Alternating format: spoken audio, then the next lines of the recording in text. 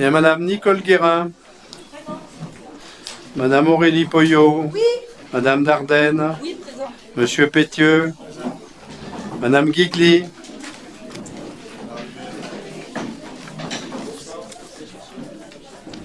Madame Bovetto a donné pouvoir à Monsieur Jeffal.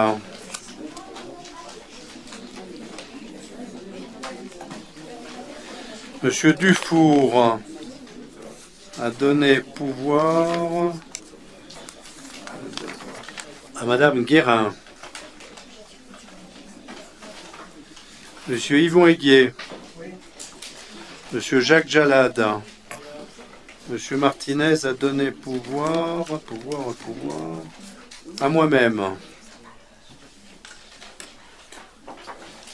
Madame Marcello. Monsieur Daventure. Madame Petelet. Monsieur Mohamed Jeffal. Madame Claude Jiménez. Monsieur Alain Prorel. Madame Khalifa.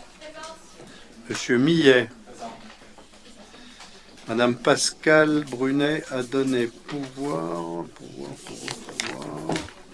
à Monsieur Borel. Monsieur Borel. Madame Marie-Hélène Ponsard. Monsieur Sioupa a donné pouvoir à Madame Guigli.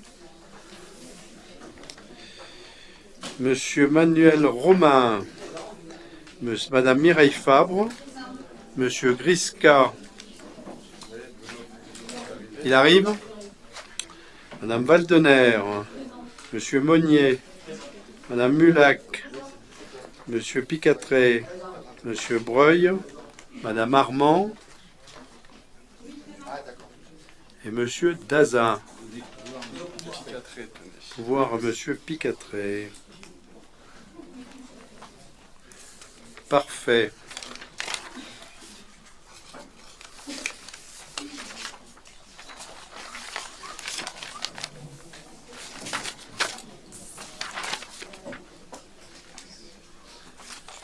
Bien. Eh bien donc, nous allons commencer ce conseil municipal. Première des choses, nommer un secrétaire de séance. Monsieur Romain, voyez-vous une opposition à ce que Monsieur Romain soit président de séance, secrétaire de séance, pardon. Il n'y a pas d'opposition, donc Monsieur Manu Romain est désigné comme secrétaire. Vous avez eu le procès verbal du dernier conseil. Y a-t-il des remarques quant à celui-ci? Non. Très bien. Merci. Compte rendu des décisions qui ont été prises depuis le dernier conseil et qui vous ont été transmises. Y a-t-il des questions? Non, il n'y en a pas. Très bien. Donc nous allons passer à l'ordre du jour. Madame Guérin va nous parler de la Biennale Ici et Maintenant, édition 2016. Oui, merci Monsieur le maire. Cette délibération montre le lancement pour l'appel à candidature pour la prochaine biennale Ici et Maintenant, événement que les Briançonnais connaissent maintenant puisque nous avons fait une première édition de cette biennale en 2014. Vous savez que sa mission est de valoriser pour les faire connaître et pour les faire émerger les talents locaux. L'édition 2014 ayant connu un grand succès, nous renouvelons cette expérience et comme nous voulons demander des subventions, eh bien, il nous est nécessaire de faire passer une délibération, bien que l'exposition n'ait lieu qu'en avril 2016. Et puis cela permet aux artistes de travailler. Vous avez donc un plan de financement joint. Et il est demandé au conseil municipal d'approuver la décision de lancer l'appel à candidature pour l'édition 2016, d'approuver le budget prévisionnel et d'autoriser Monsieur le maire à solliciter les subventions les plus élevées possibles, d'autoriser enfin Monsieur le maire à signer pour la commune toute pièce nécessaire à l'exécution de la présente délibération.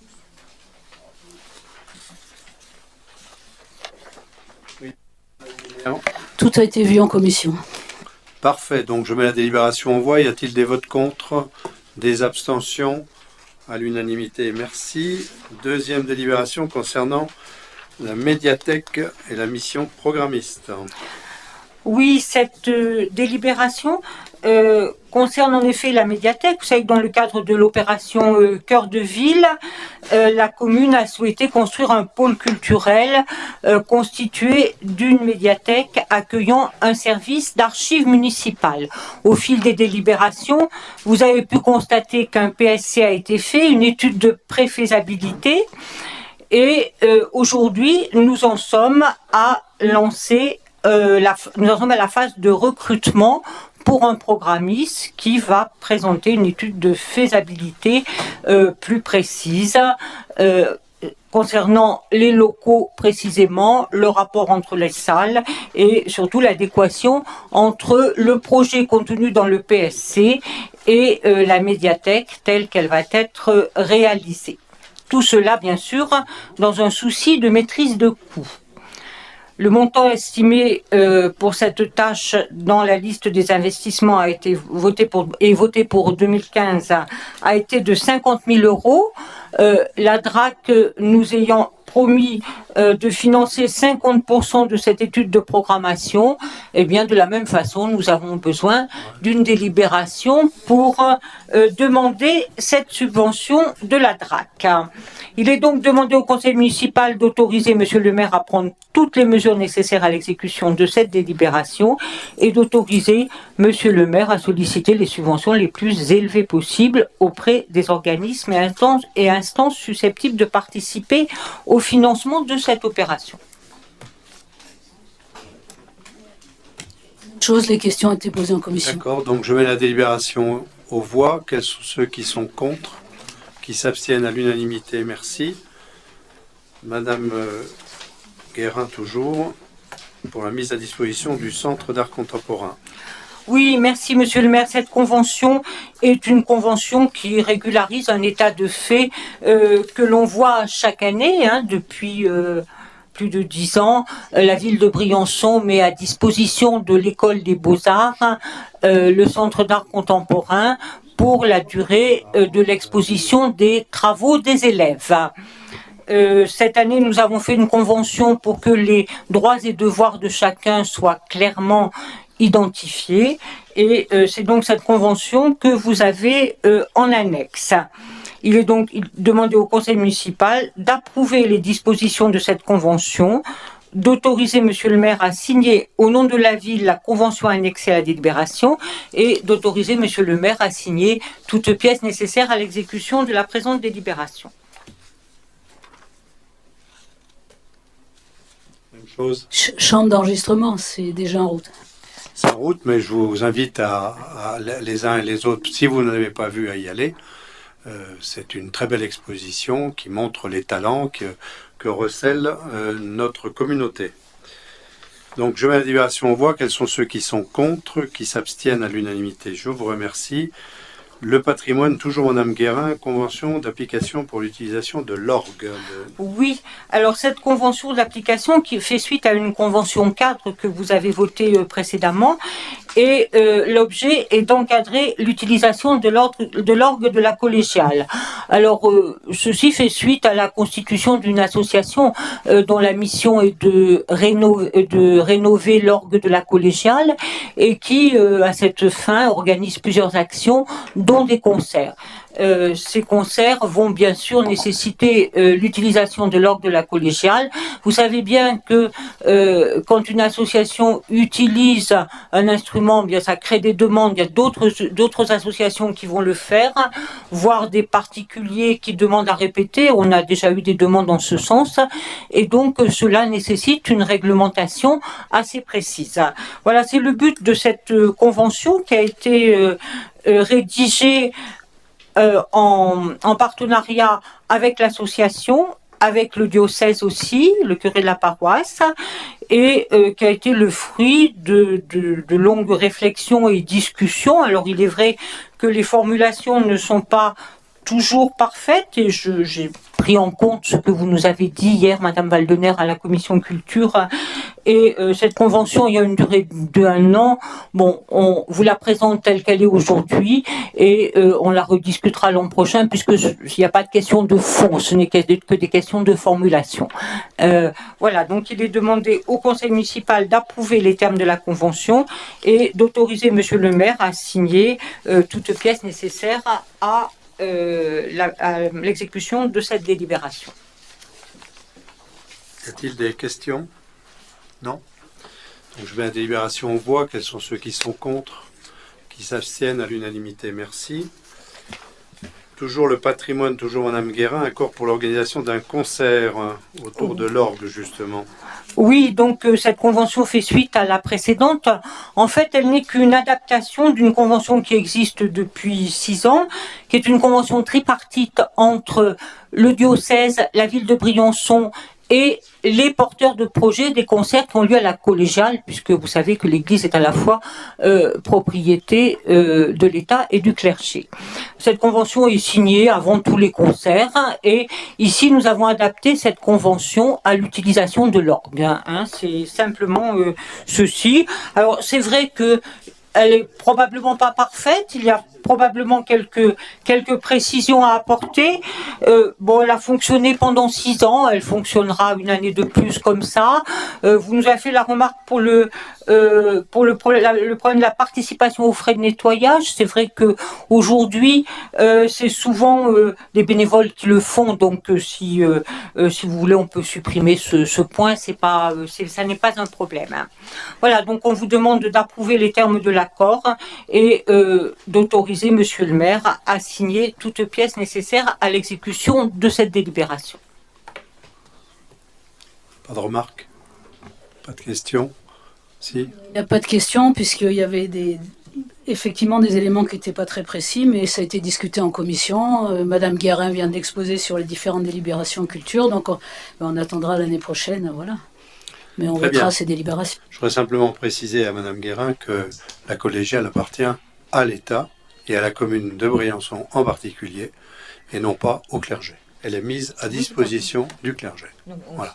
À l'inverse de Sainte-Catherine, on signe des conventions tripartites parce qu'il y a une autorisation, mais la loi de séparation de l'Église et de l'État a fait que tous ces bâtiments appartiennent aux collectivités, mises à disposition du clergé pour certains et certaines. Voilà. Quels sont ceux qui sont contre, qui s'abstiennent à l'unanimité? Je vous remercie. Monsieur Aiguier va nous parler du contrat de collaboration entre la ville de Briançon et l'Office du tourisme de Serre-Chevalier pour la carte Passepartout. Oui, merci Monsieur le maire. Donc il s'agit simplement d'intégrer le prix des montants des visites là, sur la carte Passepartout. Le service du patrimoine n'y était encore pas. Donc voilà, vous avez un tableau qui représente donc le prix public, le prix avec réduction. Et donc, il y aura une refacturation à Serre Réservation de 10 centimes à la fin des opérations. Voilà, donc il est donc demandé d'approuver les dispositions du contrat de collaboration et d'autoriser monsieur le maire à signer au nom de la ville le contrat annexé à la présente délibération. Au dos, vous avez un contrat de collaboration, donc au dos, voilà. Très bien. S'il n'y a pas de questions, je mets la délibération en voix. Y a-t-il des votes contre? Des abstentions à l'unanimité. Je vous remercie. Fête de la montagne 2015, tarif préférentiel, monsieur Aiguier. Oui, il s'agit de mettre en avant donc, la fête de la musique et les journées européennes du patrimoine. Avec l'ambition de la coordination montagne est de créer le dernier week-end de juin une fête de la montagne, destinée à unir dans un projet politique et un programme d'action sportive ou culturelle sur l'ensemble des massifs français, un large réseau de partenaires et d'institutions. Donc la direction du patrimoine de la ville souhaite participer à ce projet en offrant exceptionnellement à l'occasion de la manifestation le tarif réduit des visites à hauteur de 4,60 € au lieu de 6,20 €. Plein tarif sur les 2 visites découvertes programmées durant le week-end, afin de proposer donc à un large public une découverte de la montagne et de ses activités culturelles. Très bien. Il est donc demandé au conseil municipal d'approuver cette proposition et d'adopter la tarification des prestations proposées. Pas de remarques particulières. Je mets la délibération en voix. Y a-t-il des votes contre? Des abstentions, donc à l'unanimité. Merci. Comptoir de vente, nouveaux ouvrages et produits, toujours monsieur Aiguier. Oui, donc le service du patrimoine souhaite ajouter de nouveaux ouvrages. Donc il y aura un livre sur l'église des Cordeliers de Briançon de 64 pages. Auteur, ville de Briançon, service du patrimoine, édité à 200 exemplaires. Sont proposés au prix public de 23 €. Un livre sur Maresco, le Vauban de la Grande Armée, par Gérard et Catherine Hermis et Florence Robert, au prix unitaire de 15 €. Une brochure sur la répercussion du traité d'Utrecht sur la Haute-Vallée de la Serverette, éditée par l'association pour l'étude et la sauvegarde de la vallée de Servières, au prix de 12 €. Et une copie de la monnaie gros du Dauphin Humbert II au prix public de 2 €. Donc ces recettes correspondantes seront imputées sur les crédits du budget principal de l'exercice.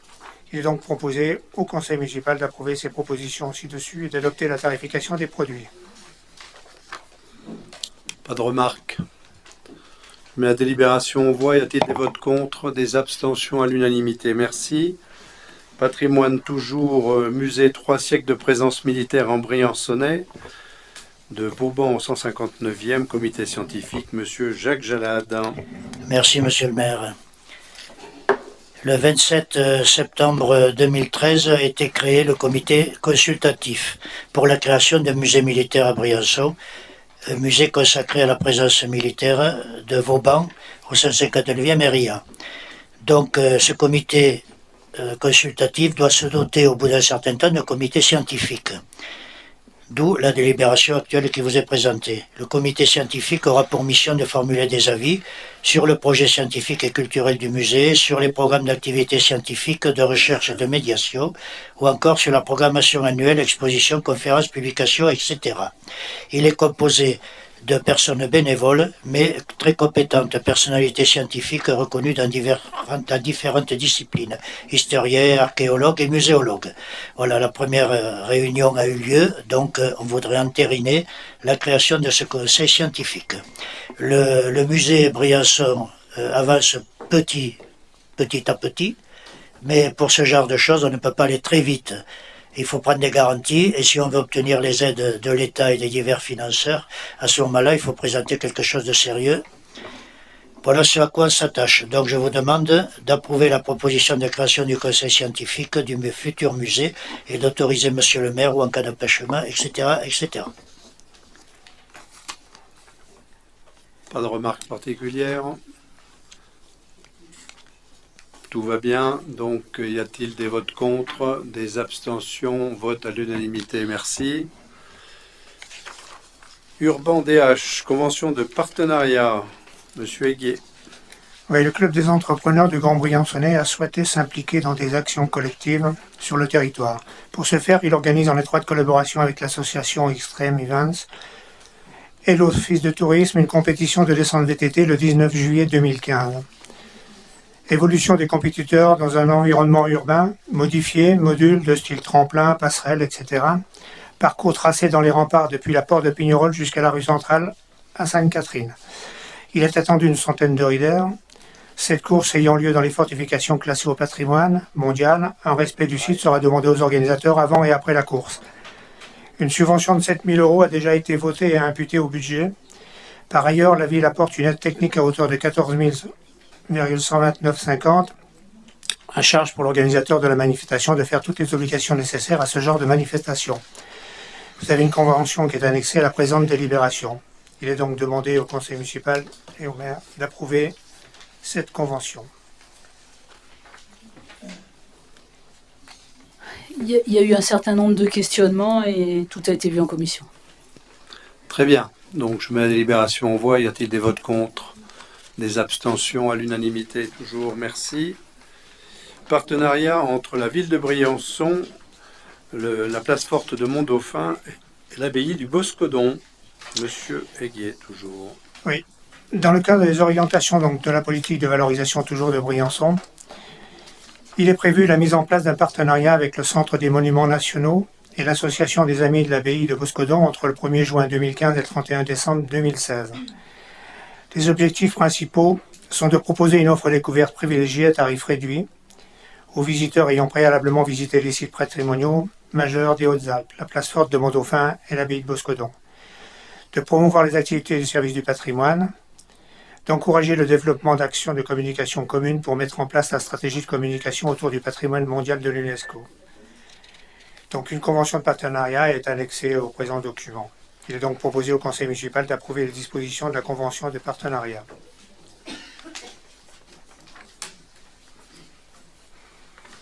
Y a-t-il des remarques? S'il n'y a pas de remarques, je mets la délibération en voix. Quels sont ceux qui sont contre, qui s'abstiennent à l'unanimité? Urbanisme, Madame Poyot va nous parler de la cession amiable de 2 lots de constitués d'appartements au pavillon du gouverneur et appartenant au domaine privé communal. Merci, monsieur le maire. Donc, vous savez que la commune de Briançon est propriétaire donc, de ce qu'on appelle le pavillon du gouverneur sur la place Général Blanchard. 2 appartements qui ont été cédés à la commune de Briançon par l'État en 2011. Nous avions en 2013 lancé un appel d'offres pour céder ces 2 appartements sous pli fermé au plus offrant, et nous avions à l'époque eu un acquéreur qui s'était proposé pour la réhabilitation et l'achat de ces 2 appartements. Malheureusement, cet acquéreur s'est rétracté. Ça fait défaut. Et donc, ce que nous vous proposons aujourd'hui, c'est de pouvoir solliciter auprès des agences immobilières de leur confier un mandat de vente concernant la vente de ces 2 appartements, puisque l'acquéreur de départ s'est désisté. Donc, on va lancer une consultation auprès des agences immobilières pour pouvoir effectivement leur confier un mandat de vente et ensuite vendre ces 2 appartements. Donc, le pavillon du gouverneur, il y a au premier étage un appartement, un T4 de 104 mètres carrés. Et puis, au 2e et 3e étage, il y a 2 autres T4 qui sont aussi d'une superficie de 104 mètres carrés avec aussi la possibilité d'aménager les combles. Donc on vous demande aujourd'hui d'acter le principe de lancer une consultation auprès des agences immobilières pour pouvoir leur confier un mandat de vente pour les appartements du pavillon du gouverneur. Je voudrais juste faire un complément que je découvre parce que effectivement on met en vente les 2 appartements mais met pas en vente les combles qui représentent au moins 104 mètres carrés sur un niveau et demi, puisque à l'occasion, si vous voulez les visiter, bien sûr vous pouvez le faire.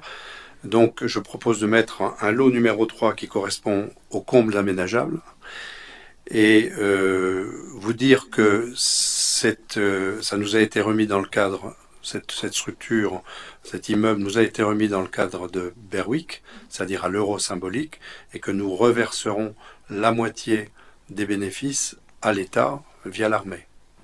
Je crois qu'il est important de le préciser. Malheureusement, retirer des frais que nous avons eus pour l'entretien, le chauffage et les différentes choses.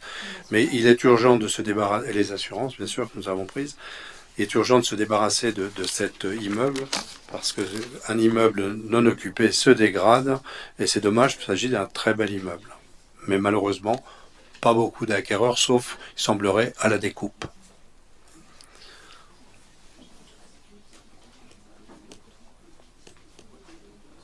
Y a-t-il des remarques? Si on n'a pas, je mets la délibération aux voix. Y a-t-il des votes contre? Des abstentions à l'unanimité? Je vous remercie.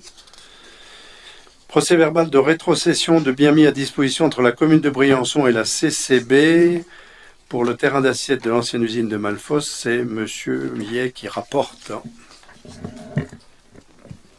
Oui, en introduction, cette délibération nous rappelle un rapide historique de l'usine de Malfosse. Donc, elle a été utilisée pendant 24 ans, de 1973 à 1997. C'est la mairie qui avait cette usine en charge pendant bon nombre d'années. Et puis après, c'était la CCB. Cette usine ne répondant plus aux normes en vigueur, elle a fermé le 31 décembre 1997. Depuis, des travaux de démolition et de dépollution du site ont eu lieu entre 2007 et 2011. Des calculs de risques résiduels ont été effectués pour un centre d'entraînement au feu pour les pompiers et pour un stockage de bois. Dans les deux cas, pour les employés qui travailleront ponctuellement sur le site et potentiellement exposés par ingestion de sol et de poussière et par inhalation de vapeur issue des sols à l'intérieur du bâtiment, eh bien, dans les deux cas, le rapport conclut que les risques sanitaires sont acceptables.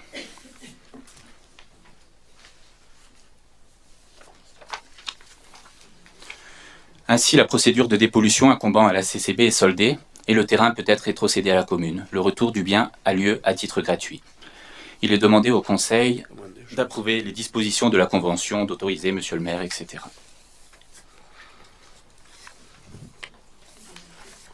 Pas de remarques? S'il n'y en a pas, je mets la délibération en voix. Quels sont ceux qui sont contre, qui s'abstiennent? À l'unanimité, merci. Constitution d'une servitude de passage pour la parcelle communale C517 à Font-Christiane. Monsieur Millet, toujours. Donc cette parcelle C517 est à Font-Christiane, enfin c'est au-dessus, en prenant la route de l'Isoard à la sortie de Briançon, et c'est une parcelle qui est classée en zone agricole. C'est un agriculteur donc qui veut construire un hangar pour stocker du matériel agricole. Et pour accéder à cette parcelle, il doit passer sur une parcelle communale, la C517. Donc, oui, considérant que les travaux d'aménagement, si nécessaire pour réaliser cette desserte, seront à la charge du demandeur, il peut être proposé l'établissement de cette servitude à titre gracieux. Et oui, considérant que cette servitude devra maintenir un accès pour un véhicule d'entretien à l'ensemble de la parcelle communale C517, il est demandé au conseil municipal de préciser que les frais d'acte seront à la charge du demandeur, d'autoriser monsieur le maire, etc., etc. Pas de remarques? S'il n'y a pas de remarques, je mets la délibération en voix. Pas d'abstention, pas de vote contre. À l'unanimité, toujours merci.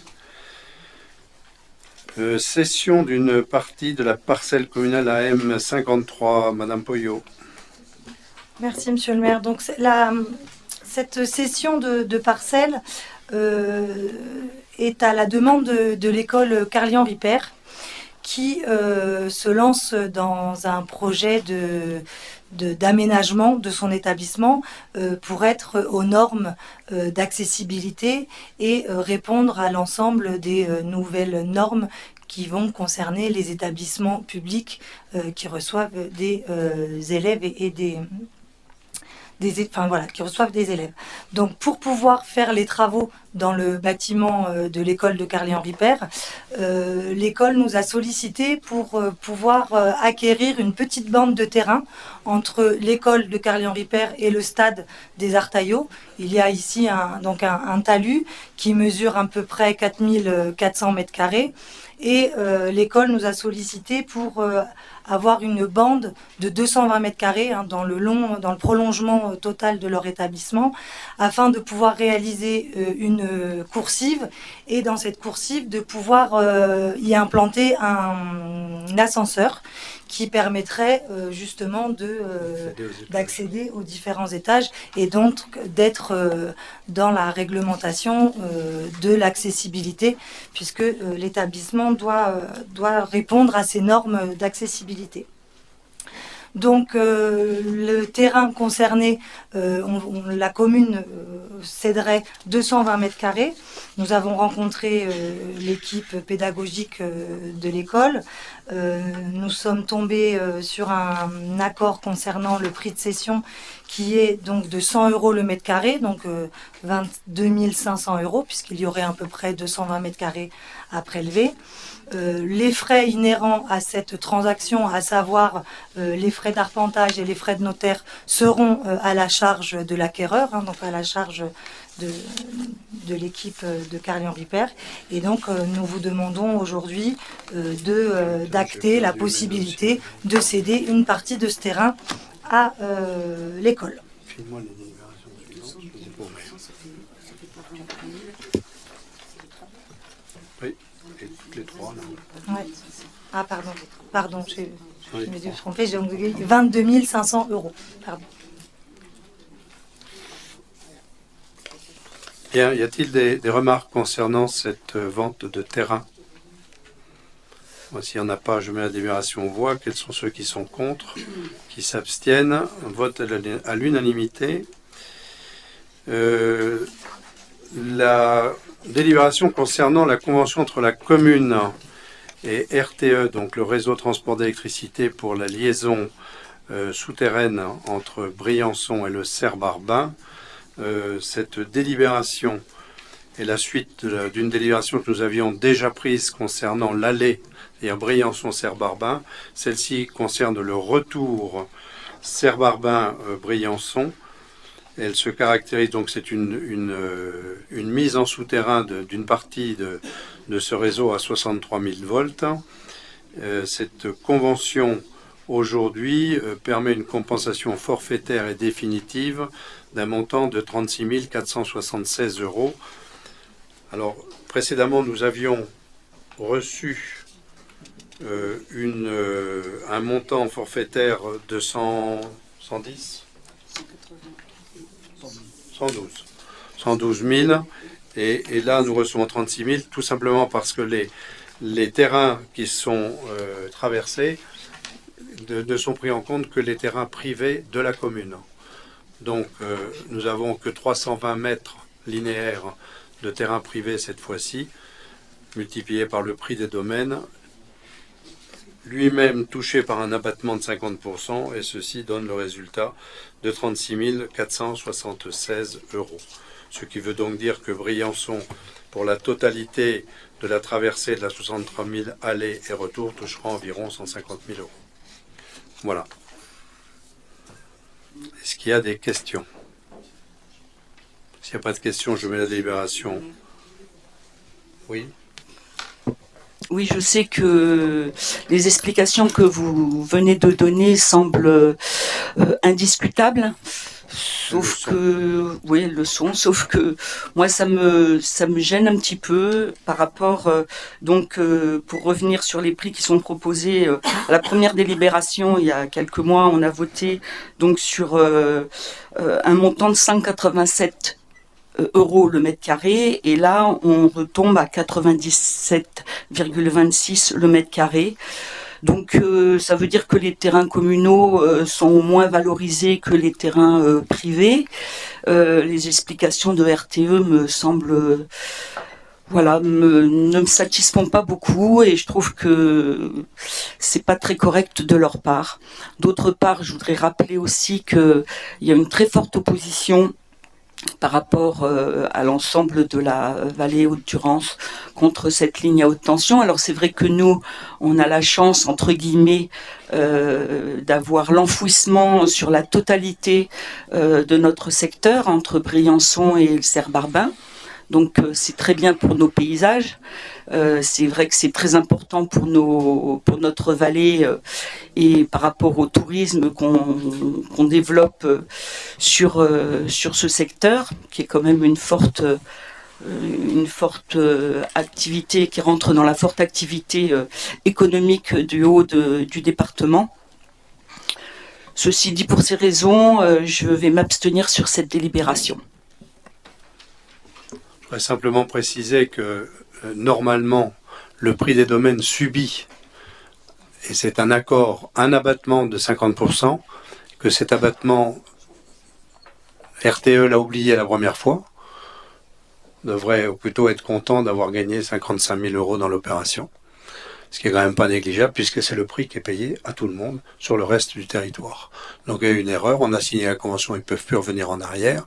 Ceci étant, aujourd'hui, effectivement, ils appliquent le tarif qu'ils appliquent partout dans le reste de la France. Donc je mets la délibération aux voix. Quels sont ceux qui sont contre, qui s'abstiennent? Donc vote à l'unanimité, moins 2 abstentions, enfin c'est à l'unanimité quand même. Merci. Alors, réalisation coordonnée des travaux avec la RBEA. Alors là, il s'agit de travaux à réaliser aussi bien sur Font Christiane que sur les Salettes, et de coordonner nos travaux avec la RBEA, puisque sur ces deux sites, nous avons un pluvial qui est inexistant et que nous créons et que nous profitons de la création du réseau d'eau que nous remettons en état et de l'arrivée, je le rappelle, pour Font Christiane, puisque nous avons maintenant un réservoir de 500 mètres cubes, ce réservoir qui nous permet de mettre en sécurité Font Christiane et d'approvisionner correctement le site. Donc aujourd'hui, nous tractons avec RBEA qui aura la maîtrise d'ouvrage la réalisation de ce pluvial sur Font Christiane pour 104 000 € et pour le chemin des Salettes pour 80 000 €. Donc toujours sous la maîtrise d'ouvrage de la RBEA. Voilà, donc vous est demandé d'accepter cette participation de 104 000 et de 80 000 € pour réaliser le pluvial, ce que nous faisons au fur et à mesure de la modernisation des réseaux, ce qui est une bonne chose, puisqu'à l'issue de tout ça, ça va se traduire par moins d'eau qui iront à la station d'épuration. Voilà, pas de remarques particulières. S'il n'y en a pas, je mets la délibération aux voix. Quels sont ceux qui sont contre, qui s'abstiennent à l'unanimité? Toujours pour la création des réseaux d'eau pluviale sur l'avenue Baldenberger et l'avenue Professeur Forgue. Là, il s'agit de travaux qui sont programmés pour 2015 et 2016. Et il s'agit de demander des subventions à l'État, à l'Agence de l'eau, pour réaliser la continuité de ce que nous avons fait il n'y a pas très longtemps sur le début du Champ de Mars. Vous avez pu voir que le long du Chanoine-Motte, du parc de Chanoine-Motte, il y a des travaux qui ont été faits. Pour l'instant, donc on a relié le pluvial du Champ de Mars sur ce réseau et nous voulons le continuer pour aller dans le sens de ce que je disais précédemment. Donc là, il s'agit d'accepter les propositions qui sont faites dans le tableau pour que nous puissions demander les subventions afférentes. Oui, Madame Dardenne. C'est juste pour profiter de cette délibération pour expliquer s'il y a des gens qui s'intéressent à ce problème. Cet endroit dont il est question va être réaménagé par rapport à un accès pour le bus, pour les transports urbains de Briançon. Donc les travaux ne sont pas finis à cet endroit. Et voilà, donc merci. Ils sont finis, mais la passerelle de contournement de ces zones sera à faire. C'est-à-dire qu'on sera en surplomb sur le Chanoine-Motte pour que les bus puissent s'arrêter sur ce qui était le trottoir et qu'à côté on puisse passer malgré tout, puisqu'il y a une certaine dangerosité du stationnement des bus à cet endroit-là.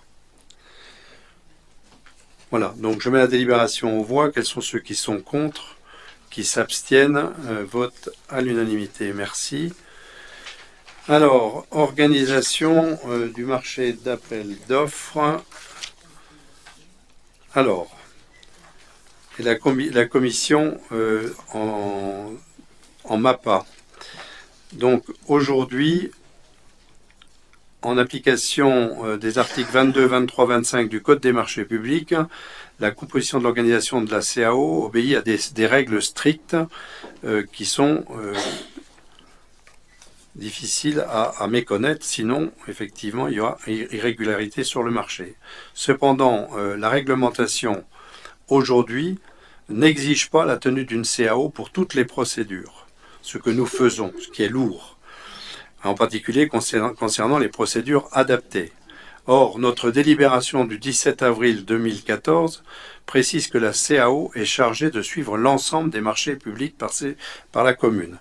Donc aujourd'hui, il s'agit de préciser cette disposition, et en particulier pour les procédures adaptées. Donc, dans un but de sécurisation juridique et d'efficacité, il apparaît nécessaire de rappeler le champ d'application de la CAO. Donc la CAO, la composition de la CAO reste inchangée, elle reste similaire à celle adoptée par la délibération d'avril 14 et qui a désigné les membres de la commission d'appel d'offres. Donc cette CAO est convoquée dans les cadres des procédures mentionnées au Code des marchés publics. Ceci étant, article numéro 2, la commission des marchés à procédure adaptée compare ces procédures adaptées pour des montants supérieurs à 15 000 € et jusqu'à 207 000 pour les fournitures et services et à plus de 5 186 pour les travaux. C'est donc cette commission des marchés à procédure adaptée qui intervient. Elle est composée des mêmes membres que la commission d'appel d'offres.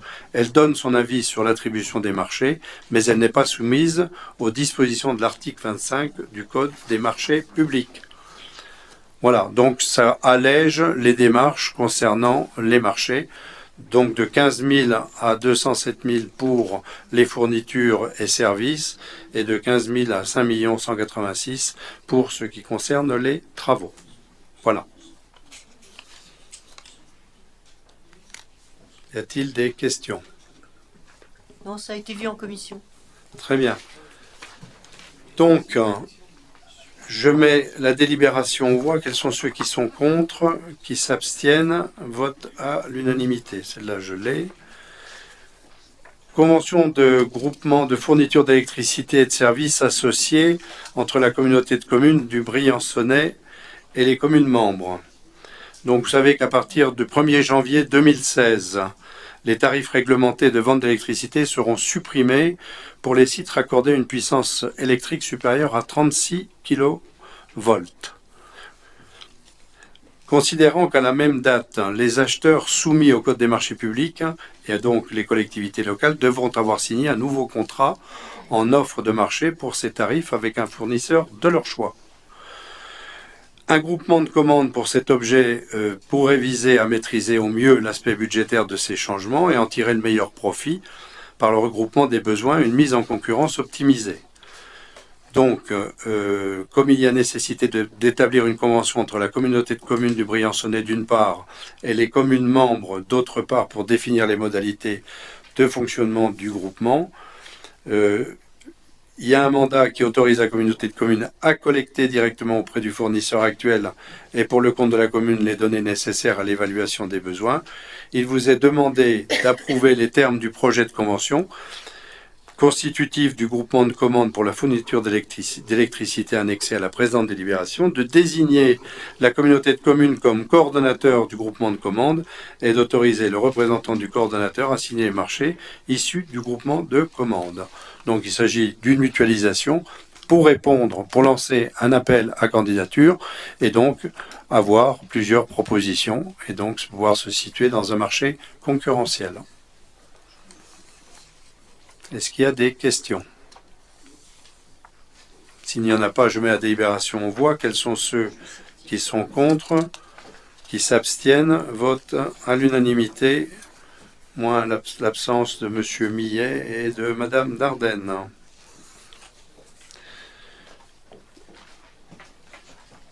Monsieur Bruno Daventure va nous parler de la délégation de services publics. Merci, monsieur le maire. Donc ça concerne le parc de la Chappe. Et la convention qui est...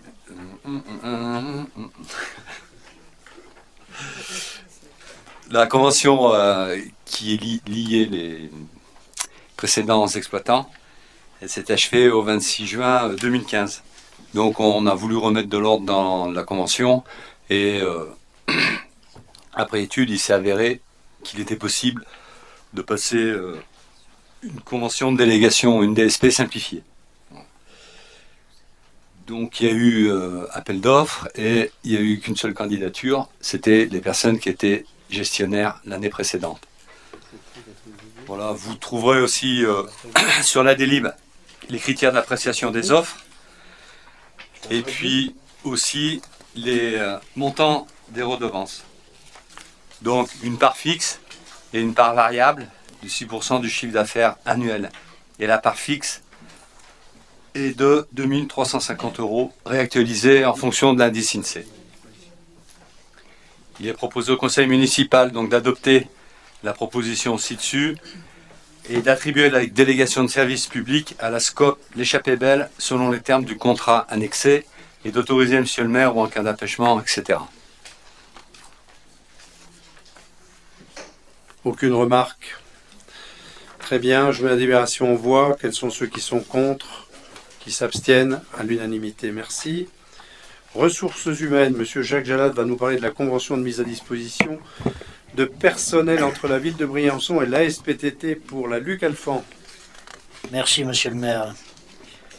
Alors, chaque année a lieu la cyclotouriste Luc Alphand, qui traverse la ville de Briançon, qui part de Saint-Chaffré ou de la Salle-les-Alpes, traverse la ville de Briançon, Montgenèvre, et puis une grosse partie en Italie. Le samedi, porte sur le samedi et dimanche, le samedi le samedi Cézanne, Oulx, Suse, le Mont-Cenis, et puis retour par le Galibier. Et le dimanche même trajet au départ, simplement à Oulx, à ce moment-là bifurque sur Bardonnecq, le col de l'Échelle, et puis retour par la vallée de la Clarée. Donc chaque année, la SPTT traverse une partie de Briançon, et à ce moment-là, il demande la mise à disposition de personnel de la police municipale. Vous avez la liste qui est jointe du personnel, des conditions d'emploi de ce personnel.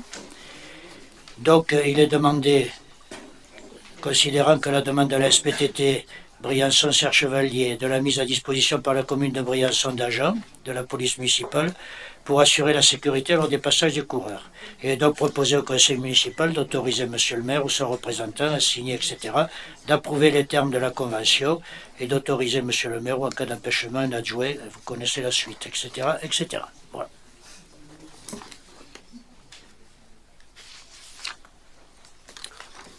Pas de questions, pas de remarques. Je mets la délibération en voix. Quels sont ceux qui sont contre, qui s'abstiennent, votent à l'unanimité. Toujours monsieur Jalad, mise à disposition de locaux dans le cadre de la mutualisation des moyens entre les syndicats communaux et intercommunaux. Alors la mutualisation des moyens entre la communauté de communes et la ville de Briançon, petit à petit commence à prendre forme.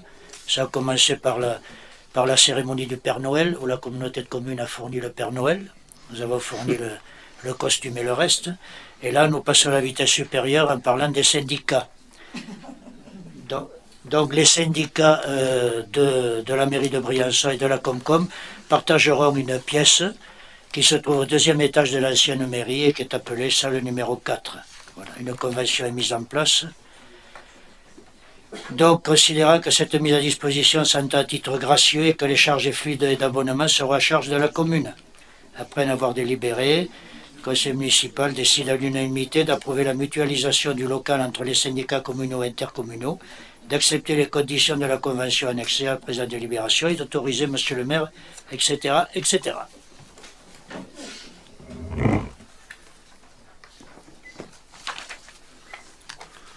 Y a-t-il des questions? Il n'y en a pas.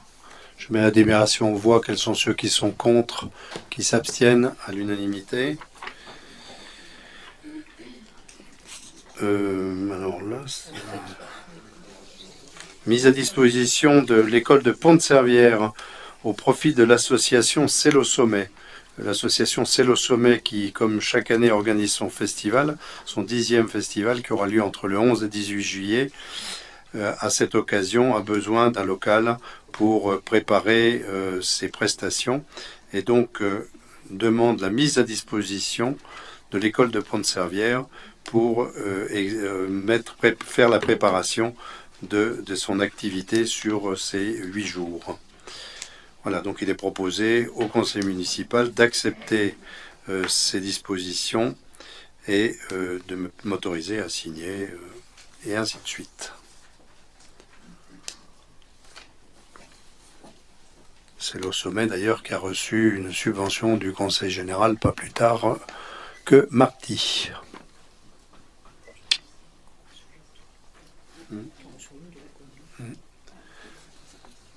Très bien, pas de questions.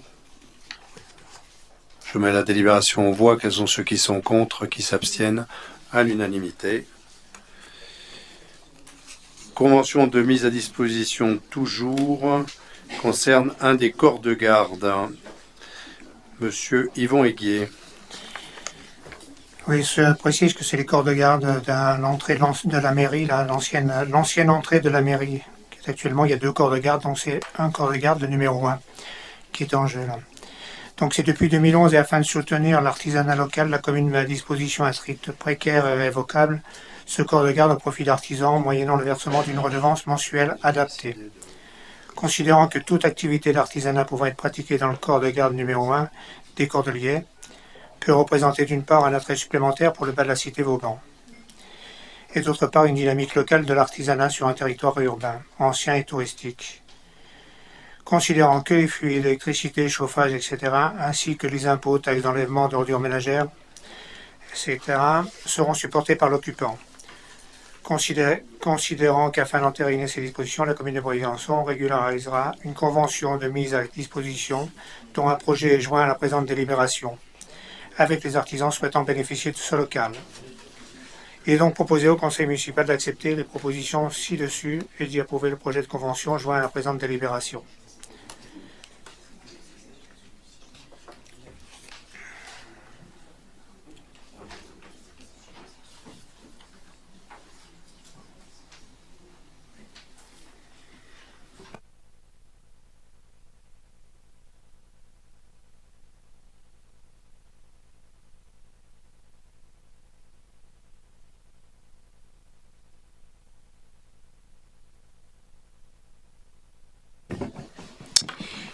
Voilà, donc la CCB assure la conduite des actions d'intérêt communautaire en matière d'hébergement d'urgence. Donc à ce titre, la CCB donc, gère le foyer Solidarité qui accueille des personnes défavorisées du 1er octobre au 30 avril chaque année. Donc, ce foyer donc, propose 7 places. Considérant donc que le transfert de compétences entraîne de plein droit la mise à disposition de la collectivité bénéficiaire des biens utilisés, à la date de ce transfert pour l'exercice de cette compétence, la commune de Briançon donc met à disposition de la CCB le foyer Solidarité situé avenue Jean Moulin. Il se trouve que dans ce même bâtiment, il y a également le service achat de la commune de Briançon. Donc ce bâtiment, le foyer Solidarité donc partage une installation commune et il fallait donc établir la répartition des charges pour l'eau et le chauffage. Cette répartition donc est calculée au prorata des surfaces établies, suivant l'état récapitulatif des charges dans le cadre des transferts de compétences en date du 4 octobre 2012. Donc le chauffage sera pris à 5,17% par la CCB et l'eau à 7,34%. Donc le reste étant pris par la commune pour le service achat. La CCB prend en charge directement l'électricité et le procès-verbal donc, indique également qu'il y a 2 places de stationnement et 1 place réservée handicapés donc, au foyer Solidarité. S'agissant d'un service d'intérêt public transféré par la commune, la mise à disposition est donc consentie à titre gratuit. Donc il est demandé au conseil municipal d'approuver les dispositions de cette convention de mise à disposition.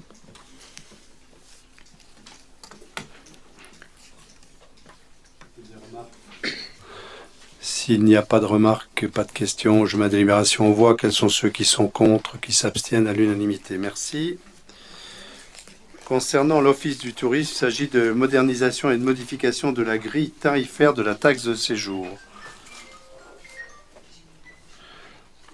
La taxe de séjour a été instituée il y a maintenant un peu plus d'1 siècle et elle est généralisée sur toutes les stations classées depuis 1919. Briançon est une commune de montagne dont la dimension touristique est indéniable. Nous avons instauré une taxe de séjour forfaitaire le 23 novembre 89 et le 30 janvier 90 et compte tenu des difficultés d'application de cette taxe forfaitaire, le conseil municipal a décidé le 21 janvier 1994 de modifier la disposition de perception de cette taxe et d'appliquer une taxe de séjour selon la formule du réel à compter de l'année 94. Depuis, certaines délibérations ont été votées concernant cette taxe. En décembre 2001 pour le passage à l'euro, en 2002 pour valider l'exonération des enfants de moins de 13 ans, le 21 mars 2012 pour la modernisation des tarifs à partir du 1er octobre 2013 et en 2014 pour moderniser et harmoniser nos tarifs avec les communes de Monetier, La Salle et Saint-Chaffray. Suite à la publication de la loi de finances 2015 contenant l'article 67 sur la réforme de la taxe de séjour, qui comprend entre autres l'intégration de nouvelles catégories d'hébergement, l'augmentation du plafond de la catégorie 4 étoiles, 3 étoiles et des hébergements non classés, les modifications des exonérations, à savoir personnes âgées de moins de 18 ans, titulaires d'un contrat de travail saisonnier employé dans la commune, bénéficiaires d'un hébergement d'urgence et d'un relogement temporaire, personnes occupant des locaux dont le loyer est inférieur à un montant déterminé par le conseil municipal.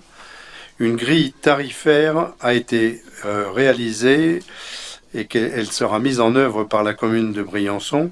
Elle concerne tout particulièrement les établissements Palace et autres établissements présentant des caractéristiques de classement touristique équivalentes où le tarif applicable est de 4 €, les hôtels de tourisme 5 étoiles, résidences de tourisme 5 étoiles et les meublés de tourisme identiques à 3 €. Modification aussi sur les hôtels de tourisme 4 étoiles, résidences de tourisme 4 étoiles, meublés de tourisme 4 étoiles à 2 € et hôtels de tourisme 3 étoiles, résidence 3 étoiles et meublés 3 étoiles à 1,50 €. Le reste inchangé.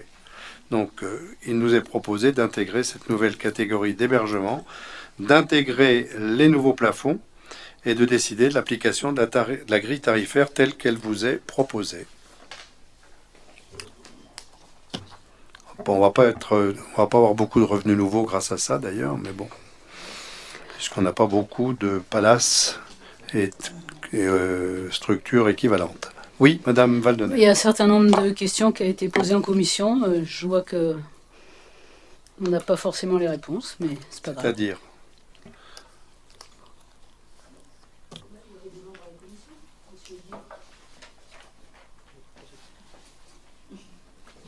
Alors, je ne me souviens pas que cette délibération ait posé des problèmes particuliers.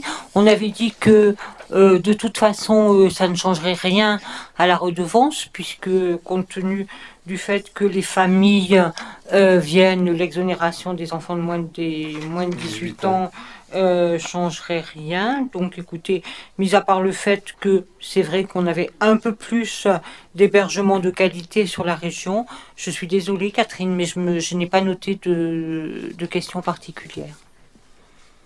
Je pensais que c'était intéressant pour tout le monde de connaître le niveau de la taxe de séjour et puis de savoir quelle en était l'utilisation, mais apparemment, c'est pas intéressant. Bon, bah, écoutez, vous aurez le bilan, hein. Mario ne me l'a pas passé aujourd'hui, mais je pense qu'elle vous passera, elle a dû noter elle-même. De toute façon, vous l'avez aujourd'hui, si vous regardez dans le compte administratif, vous devez l'avoir, il est le montant de 130 000 €, comme ça, à la louche. L'utilisation, 135, il me semblait bien.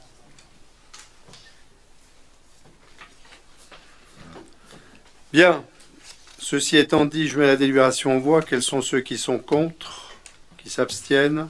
À l'unanimité, nous allons aborder maintenant le compte de gestion pour 2014 concernant et le budget principal et le budget annexe de la RMBS. Madame Petley, c'est à vous.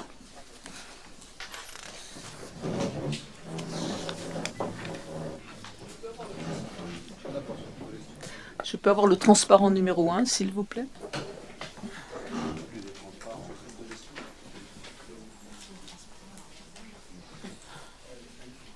Il n'y a pas sur le compte de gestion. Non, mais tout a été regroupé. Voilà. Donc, transparent numéro 1, c'est bon. Voilà. Financière, voilà.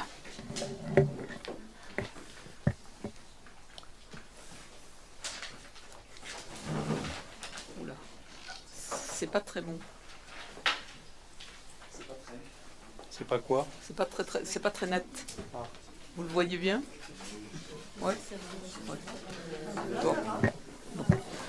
Donc, le compte administratif de l'ordonnateur termine le cycle budgétaire annuel et retrace l'exécution du budget de l'année 2014. Le compte administratif et le compte de gestion du trésorier municipal constituent ensemble l'arrêté des comptes de la commune. Le compte administratif 2014 permet de constater les résultats de l'exercice budgétaire.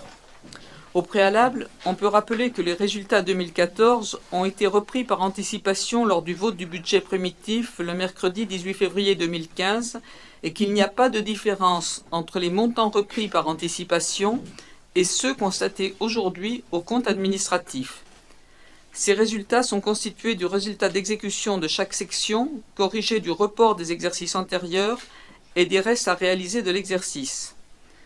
Aujourd'hui, le compte administratif 2014 du budget principal de Briançon est arrêté en recette à 35 468 819,99 €, en dépenses à 33 906 465,68 € en dépenses donc. Il présente donc un excellent global de clôture de 1 562 354,31 € avant prise en compte des restes à réaliser d'investissement arrêtés au 31 décembre 2014.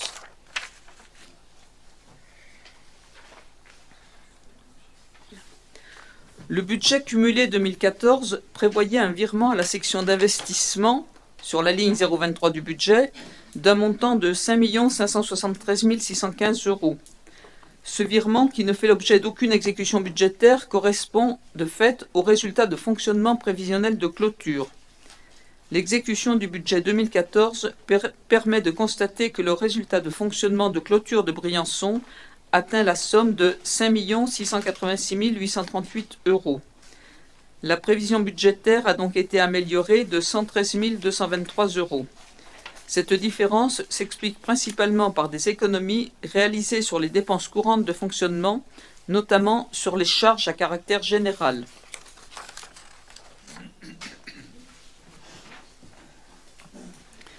Lors de l'examen du compte administratif, le conseil municipal doit se prononcer sur l'affectation du résultat excédentaire de la section de fonctionnement. Pour réaliser cette affectation, le besoin de financement de la section d'investissement, qui correspond au résultat de clôture de la section d'investissement, est corrigé du montant des restes à réaliser au 31 décembre en dépenses et en recettes. On peut rappeler que les restes à réaliser sont constitués des dépenses engagées mais non mandatées et des recettes certaines qui n'ont pas donné lieu à l'émission d'un titre à la clôture de l'exercice et pour lesquelles les crédits ont été régulièrement ouverts. Les restes à réaliser pour l'exercice 2014 s'élèvent en dépenses à 3 849 454 €, en recettes à 3 826 200 €, ce qui représente un solde à financer de moins 23 254 € sur l'exercice 2015. Aussi, comme la section d'investissement présente un besoin de financement de 4 147 738,16 €, il est proposé au conseil municipal de prélever cette somme sur le résultat de fonctionnement et de l'affecter au compte 1068 en recettes d'investissement. Après affectation, le résultat disponible s'élève à la somme de plus 1 539 100,31 €.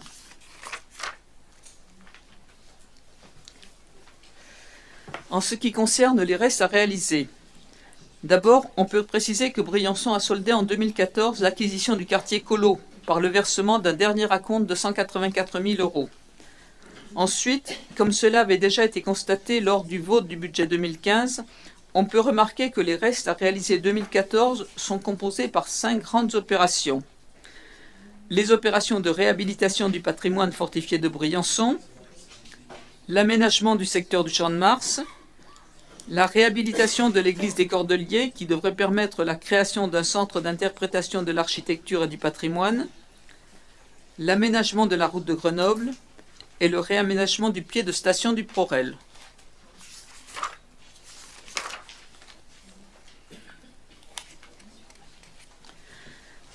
En 2014, le montant des recettes de fonctionnement reste inchangé à 26 624 000 €. Parmi ces recettes de fonctionnement, les recettes de gestion sont relativement stables, avec une baisse limitée à moins 0,18%, en dépit de la forte diminution de la DGF de moins 173 345 €, correspondant à la première partie de la contribution de la commune au redressement des finances publiques. On peut rappeler qu'en 2015, cette contribution s'élève à 427 469 € et que ce prélèvement va se poursuivre en 2016 et en 2017. Le produit des services et du domaine diminue de moins 2,65% en raison d'une baisse sensible des recettes de la piscine de 72 000 euros, dont 51 000 euros uniquement pour la période estivale. Le produit des impôts et taxes augmente globalement de plus 1,39%. Les taxes foncières et la taxe d'habitation, qui à elles seules représentent près de 45% des recettes réelles de fonctionnement, progressent de plus 2,08% contre plus 3,52% en 2013, soit 213 417 euros. Les dotations et participations diminuent de moins 5,04%, avec la baisse de la DGF et le fait que 2013 avait vu l'intégration d'une subvention de 100 000 euros pour des actions de valorisation des sites fortifiés. Enfin, les produits de gestion courante augmentent de plus 1,81% et les atténuations de charges de plus 17,89% grâce aux aides apportées par l'État pour les contrats aidés. À 178 442 euros contre 193 200 en 2013, les dividendes de DSB sont en baisse de 14 758 euros, mais ils devraient augmenter substantiellement en 2015 à 262 000 euros. Hors cession d'actifs, les produits exceptionnels diminuent fortement de 587 289 euros. Cette baisse s'explique par deux éléments non récurrents. Le versement en 2013 par l'État d'une subvention exceptionnelle de 300 000 euros au titre du fonds de soutien aux communes touchées par le redéploiement territorial des armées et l'encaissement par la commune d'une indemnité de 356 952 euros au titre du contentieux du centre aquatique.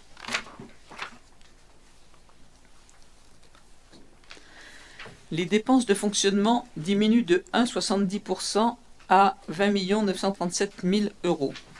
Toutefois, hors dépenses d'ordre, les dépenses réelles augmentent de 2,21%.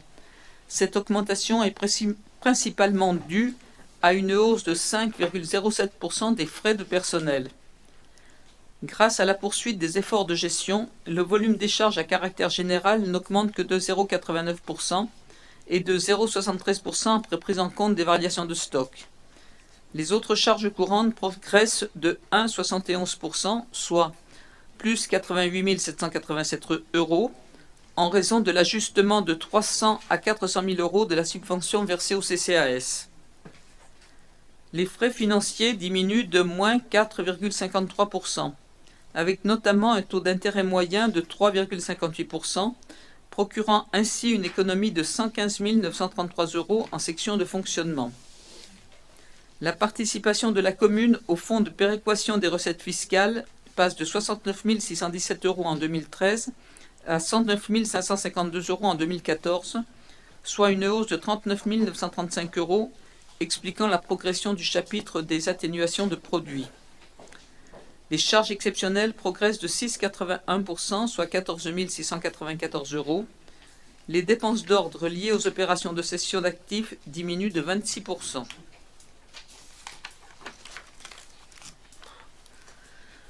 On peut rappeler que l'épargne brute ou capacité d'autofinancement brute correspond au flux de liquidité annuel dégagé par le fonctionnement courant de la commune et qui reste disponible pour couvrir les investissements.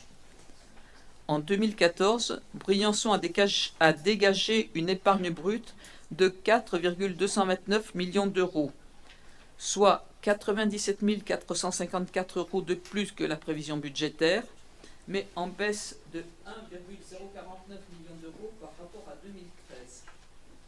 Cette diminution s'explique à 57%, 101 983 euros, par des éléments exceptionnels et à 43% par des éléments courants, même si certains sont non courants. Les éléments exceptionnels sont ceux vus précédemment. L'encaissement en 2013 et non en 2014 d'une subvention exceptionnelle de 300 000 euros au titre du FSCT et d'une indemnité de 356 952 euros au titre du contentieux du centre aquatique. Pour les éléments courants, l'écart s'explique essentiellement par deux facteurs. La baisse de la DGF pour 173 345 euros et la hausse de la participation de la commune au fonds de péréquation des recettes fiscales pour 39 935 euros. La hausse des frais de personnel à 5,07%, c'est-à-dire au-delà de l'objectif tendanciel de hausse de plus de 2%, ce qui a majoré les dépenses de gestion de près de 210 000 euros.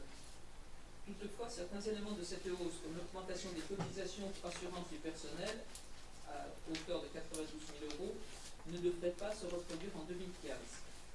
En conclusion, on peut rappeler que pour les 3 années à venir, 2015 à 2017, la capacité d'autofinancement de notre commune va être fortement impactée par la baisse des dotations de l'État.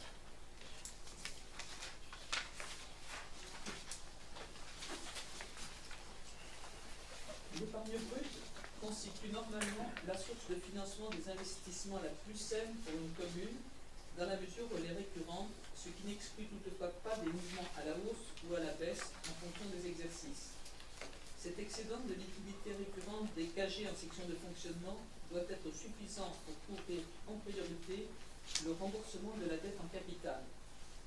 Ainsi, en 2014, l'épargne brute dégagée permet largement de rembourser le capital des emprunts, soit 2,556 millions d'euros, en hausse de plus 4,25% par rapport à 2013. Après financement du remboursement de la dette, l'épargne nette disponible pour les dépenses d'équipement s'élève encore à près de 1,673 millions d'euros. Au terme de l'exercice 2014, l'encours de dette de la commune de Briançon s'élève à 65,8 millions d'euros, en diminution de 3,80% par rapport à l'exercice 2013. Briançon poursuit donc sur des endettements avec une part du capital dans le remboursement de la dette qui augmente régulièrement chaque année. Le profil d'extinction de la dette de Briançon permet de visualiser les contraintes que le budget communal devra encore supporter au cours des prochaines années. En effet, une part croissante de l'épargne brute devra être consacrée chaque année au remboursement du capital des emprunts dans un contexte de baisse des dotations. Compte tenu des conditions de marché actuelles et avec une annuité moyenne de 5,2 millions d'euros, Briançon finira de rembourser sa dette en 2033.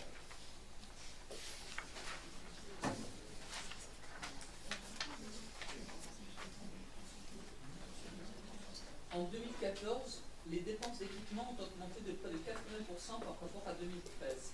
Cette augmentation s'explique en grande partie par l'aboutissement de nombreux projets liés au CRSD, comme le Champ de Mars ou la liaison du Corel. La commune a également réglé le dernier acompte de l'acquisition du quartier Colo pour 184 000 euros. Les principaux investissements ont été les suivants. Comme chaque année, des opérations de restauration du patrimoine fortifié, puis l'aménagement du Champ de Mars et le réaménagement du quai de station du Corel, la réhabilitation de l'église des Cordeliers dans la perspective de créer un centre d'interprétation de l'architecture et du patrimoine, les travaux sur la route de Grenoble côté Champ d'Ours et côté Champ de Mars, le tout pour un total de 9 540 738.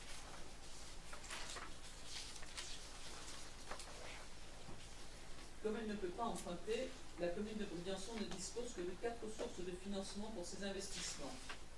L'épargne brute, les cessions d'actifs, les ressources externes et le prélèvement sur le fonds de roulement, c'est l'excédent de clôture. En 2014, en plus de l'épargne dégagée par le fonctionnement pour 4,229 millions d'euros et des cessions d'actifs réalisées à hauteur de 519 369 euros, les investissements ont été financés par des ressources externes composées par 723 676 euros de FCTVA contre 678 053 en 2013, par 196 298 euros de taxes d'urbanisme contre 161 461 en 2013 et par 2,216 millions de subventions d'investissement contre 1,949 en 2013. Pour compléter ces investissements, la commune a pu puiser dans son fonds de roulement pour 4,369 millions d'euros. On peut rappeler que ce fonds de roulement correspond à des ressources stables que la commune a accumulées sur la période 2010-2013 dans la perspective de financer ses investissements, notamment ceux liés au CRSD. La constitution de ce fonds de mouvement a pu se réaliser grâce à la subvention exceptionnelle de 3,570 millions d'euros versée par l'État au titre du fonds de soutien aux communes touchées par le redéploiement territorial des armées. Nous passons maintenant à la RMBS. RMBS, la régie municipale du stationnement. Le compte administratif pour 2014 de la RMBS est arrêté en recette à 786 301,65 €, en dépenses à 613 264,16 €. Il présente donc un excédent global de clôture de plus 173 037,49 €. L'excédent global de clôture se répartit comme suit. Pour la section d'exploitation, 89 090,43 €. Pour la section d'investissement, 21 852,06 €, en prenant en compte le montant des restes à réaliser en dépenses de 62 095 €. Comme le résultat de fonctionnement de clôture de la RMBS pour l'exercice 2014 s'élève à plus 89 092,43 €, il est proposé au Conseil municipal d'affecter en réserve réglementée la somme de 756,53 € au compte 1064 en recettes d'investissement et de reporter la somme de 88 333,90 € sur la ligne 002 en recettes de fonctionnement.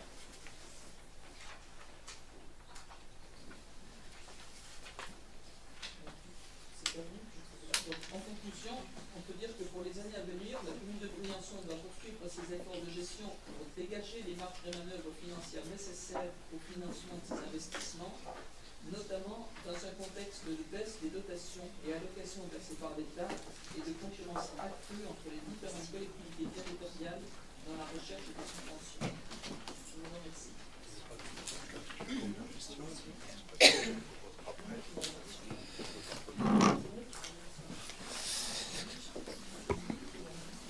Merci Madame Petley pour ce remarquable exposé. Merci au service aussi, Monsieur Olivier Faure en particulier, et puis Monsieur le Directeur Général des Services, pour l'excellente gestion que vous nous produisez chaque année depuis maintenant 6 ans. Voilà. Bien. Est-ce qu'il y a des questions particulières sur ce compte administratif ?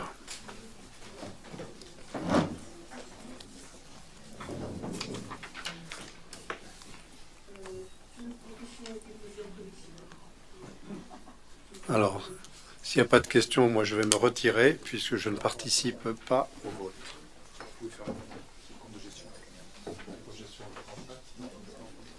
Alors, nous allons donc faire le compte de gestion et là je reste puisque le compte de gestion est identique au compte que nous avons produit. Donc je vous demande d'approuver le compte de gestion dressé pour l'exercice 2014 par Monsieur le Trésorier pour le budget principal et pour le budget annexe de la régie municipale briançonnaise de stationnement, qui sont visés et certifiés conformes par l'ordonnateur et qui n'appellent aucune observation. Donc le compte de gestion est mis aux voix. Quels sont ceux qui sont contre, qui s'abstiennent? Donc vote à l'unanimité, merci. Et je me retire pour l'approbation du compte administratif du budget principal. Madame Guérin.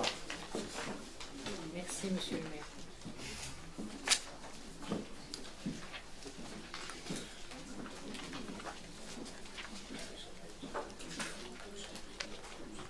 Je mets donc la délibération aux voix. Qui est contre? Qui s'abstient? L'ensemble de l'opposition. La délibération est adoptée à l'unanimité.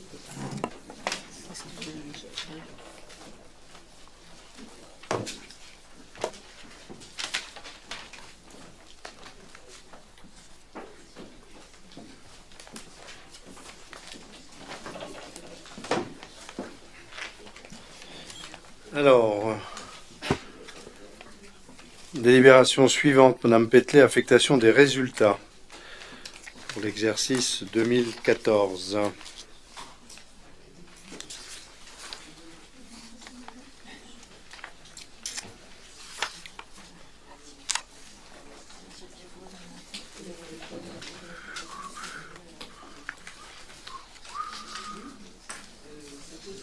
Oui, elle a été présentée. Oui, c'est la présentation.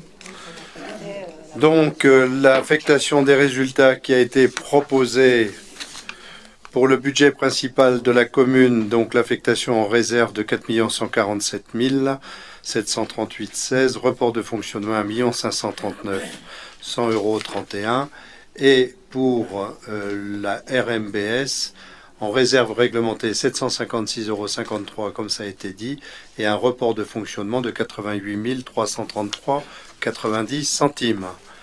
Donc je mets cette affectation des résultats aux voix. Quels sont ceux qui sont contre, qui s'abstiennent? Ensemble de l'opposition, merci. Alors, Madame, c'est toi qui la présente celle-ci? Oui.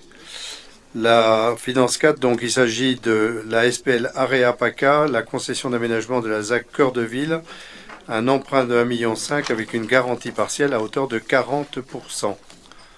Madame Pételet. La commune de Briançon a confié à la SPL Area PACA la réalisation de l'opération ZAC Cœur de Ville. Le bilan de l'opération est équilibré et nécessite le recours à des financements par emprunt pour 4,5 millions d'euros, dont 1,5 en 2015. Le traité de concession précise que la commune de Briançon accorde sa garantie à hauteur de 40% au service des intérêts ainsi qu'au remboursement des emprunts contractés par le concessionnaire pour la réalisation de l'opération. La SPL Area PACA sollicite donc aujourd'hui de la commune une garantie partielle à hauteur de 40% d'un premier emprunt auprès d'Arkea de 1 500 000 €, dont vous avez au dos de votre document les caractéristiques, le montant, la garantie, la période d'amortissement, le taux d'intérêt et le montant des échéances.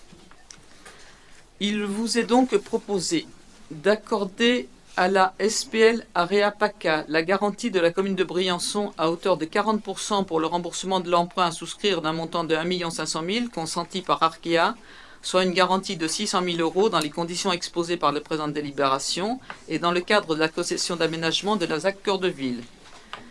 De préciser que la garantie de la commune de Briançon est accordée pour la durée totale du prêt de 10 ans et de s'engager par conséquent pendant toute cette durée à libérer en cas de besoin des ressources suffisantes pour couvrir les charges de l'emprunt. D'autoriser Monsieur le maire à intervenir au contrat de prêt qui sera passé entre Arkea et la SLPL Area PACA et à signer tous les documents y afférents. Et d'autoriser Monsieur le maire à signer toutes pièces nécessaires à l'exécution de la présente délibération.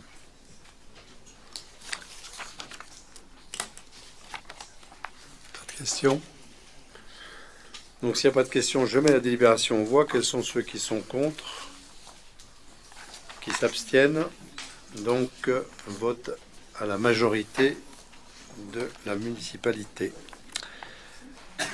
Enfin, dernière délibération, l'amicale du 159e demande de subvention, Monsieur Jacques Chalade. Merci, Monsieur le maire. Alors, quand on a examiné les subventions demandées par les associations, il a été précisé que lorsqu'il y avait des livrets de caisse d'épargne, il y avait des sommes importantes dessus, il n'était pas question d'accorder une subvention de fonctionnement, à moins que cette somme ne soit affectée à des dépenses ultérieures. En ce qui concerne l'amicale du 15-9, la demande qui a été présentée ne parlait pas de placement, mais par contre parlait de produits financiers. Produits financiers assez importants, puisqu'ils étaient d'un montant de 172 €, ce qui laisse supposer, n'est-ce pas, une petite cagnotte importante. Dans ces conditions, il n'était pas question d'accorder une subvention de fonctionnement à cette association. Par contre, l'amicale du 15-9 a un groupe musical, et ce groupe musical est très important puisqu'il permet aux cérémonies commémoratives d'apporter une solennité qu'on est en droit d'attendre. Donc pour l'année 2015, il est proposé d'allouer au groupe historique du 15-9 une subvention de 900 €. Il est demandé au conseil municipal d'approuver la demande faite, d'approuver l'attribution de la subvention et d'autoriser Monsieur le maire, etc., etc. Et en annexe, vous avez les prestations qui sont faites par le groupe historique du 15-9, la fanfare, et le nombre d'heures à peu près d'utilisation par manifestation. Vous verrez que c'est différent. Il y a des manifestations plus ou moins importantes. Voilà. Y compris là-dedans, les cérémonies importantes du 11 novembre qui cette année, comme les autres années, seront assez importantes. Voilà.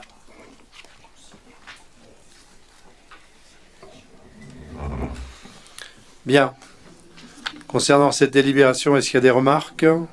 Pas de remarques. Je mets la délibération aux voix. Quels sont ceux qui sont contre? Qui s'abstiennent? À l'unanimité, merci. Une motion vous a été soumise, présentée par les élus de la majorité municipale concernant la nécessaire contribution de l'État à la remise à niveau des tunnels et de l'itinéraire, parce que c'est un oubli, de l'itinéraire de la RD 1091 sur sa portion La Grave, le Bourdoisan. Donc je vous lis la motion. Considérant que l'arrêté préfectoral 2005-352 du 16 décembre 2005 a transféré au département des Hautes-Alpes à compter du 1er janvier 2006 127 km de route nationale, dont la RN 91 pour une longueur de 44 km 176, que sur la l'ex-RN 91 dans les Hautes-Alpes, 4 tunnels dont 3 de plus de 300 mètres se trouvent sur l'itinéraire et que ces ouvrages sont soumis à des conditions climatiques dures dans des terrains fragiles, que les dispositions législatives mises en place par l'État à partir de l'année 2000 pour assurer la sécurité dans les tunnels de plus de 300 mètres à la suite des incendies du Mont Blanc et du Tauern en 1999 n'ont pas été mises en œuvre par l'État sur ces 3 tunnels de plus de 300 mètres malgré les conclusions des études que la DDE 05 avait engagées, que la Chambre régionale des comptes, PACA, indiquait dans son rapport du 13 janvier 2011 que les routes transférées sont des routes structurantes qui permettent des liaisons régionales voire interrégionales, qu'elles ont un intérêt économique marqué et supportent un trafic de transit important avec des coûts d'entretien d'aménagement supérieurs à la moyenne des coûts du réseau départemental classique. Que les routes transférées en 2006 étaient dans un état relativement dégradé puisque plus de 50% d'entre elles n'avaient pas reçu de revêtement neuf depuis plus de 10 ans, sans que cette situation intervienne dans la détermination du calcul de la compensation financière accordée par l'État. Considérant par ailleurs la faiblesse de l'accessibilité routière, ferroviaire et aérienne des Hautes-Alpes à l'écart de la grande vitesse et des réseaux structurants, la vétusté du réseau ferré dans le département, la forte vulnérabilité des axes routiers les plus structurants du département des Hautes-Alpes, RN 94 avec le pont de Savines et la RN 85 avec les glissements de terrain, que les 4 tunnels de la RD 1091 comme le tunnel du Chambon sont stratégiques et rendent très vulnérable l'itinéraire RD 1091, à preuve la fermeture de ce dernier suite à un glissement de terrain provoquant l'isolement catastrophique sur tous les plans de la vallée de la Guisane. Que par nature ces ouvrages sont complexes, sensibles à la géologie traversée et ne disposent d'aucune déviation en dehors du passage par Gap ou par le tunnel du Fréjus et bien sûr le col du Galibier en période estivale. Considérant que la RD 1091 dessert le territoire du Grand Briançonnais composé du Briançonnais, du Queyras, du Pays des Écrins et du Guillestroy en les reliant aussi bien à l'Italie, à la vallée du Piémont qu'à la région de Rhône-Alpes, que ce territoire représente un enjeu important pour le tourisme dans le département dans la mesure où il concentre 53% de la capacité d'accueil du département, soit 291 908 lits, que le Briançonnais a comptabilisé 5,13 millions de nuitées et que le chiffre représente 25% des nuitées totales du département. L'investissement important du département sur son réseau routier comparé à son budget d'investissement, 12 millions sur sa seule section d'investissement sur 42 millions. Compte tenu du caractère stratégique de l'ex-RN 91, les élus de la majorité municipale de Briançon demandent à l'État, 1, à l'inverse, de réintégrer l'ex-RN 91 dans son domaine public routier. 2, à défaut, de s'engager à financer la sécurisation des tunnels de la RD 91 avec une prise en charge de 81% dans le cadre, c'est pas à défaut, d'un plan pluriannuel de développement, d'investissement entre l'État, la région et le département. Voilà la délibération qui vous est proposée, la motion qui vous est proposée.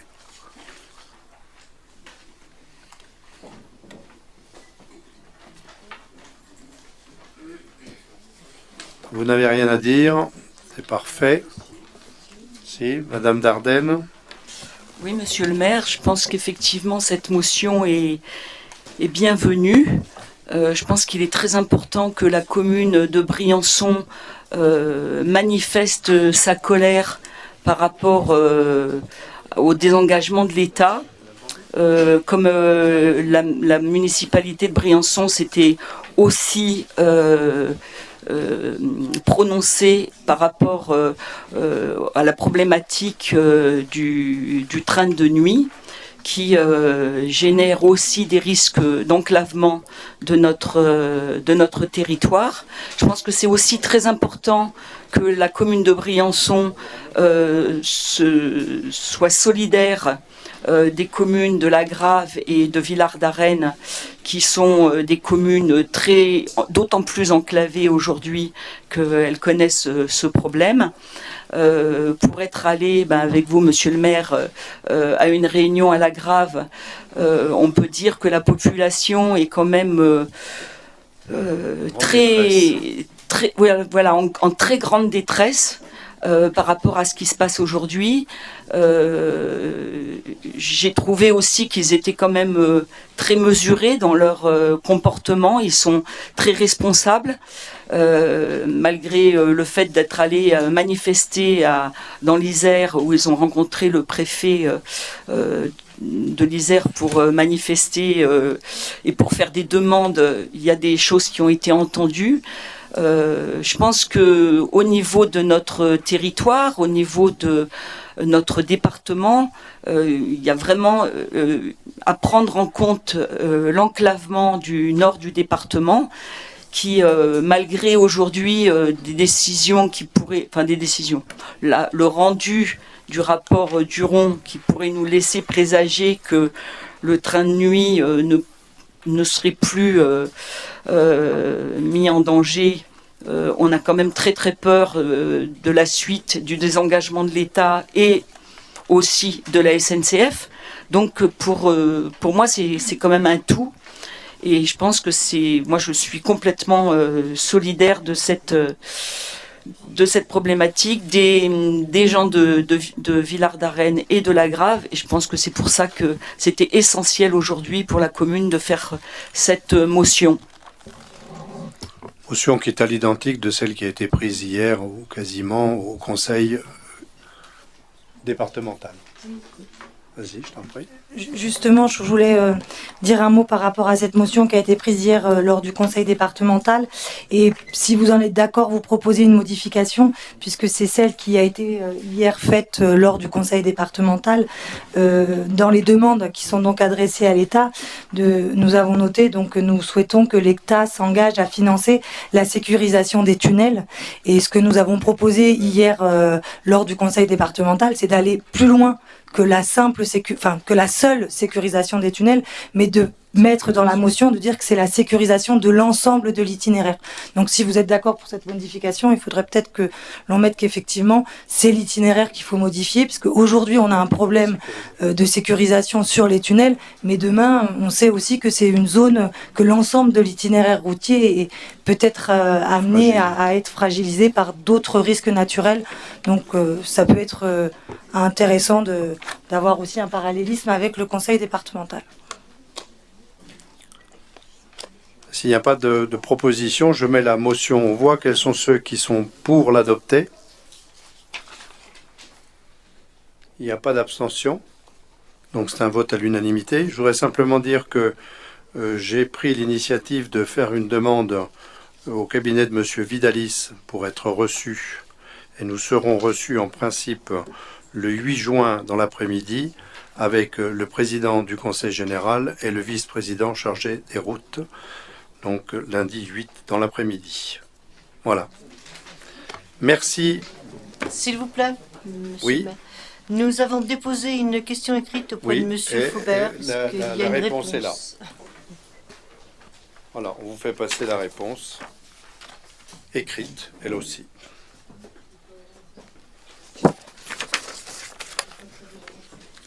Ça ne dérange pas du tout, madame. Madame Waldener, vous pouvez la rendre publique, j'ai rien à cacher. Vous m'avez fait une demande écrite, je vous fais une réponse écrite. Elle aura le mérite d'être complète, exhaustive, et je ne comprends pas une fois de plus votre humour désagréable. On vous fait une réponse dans les délais.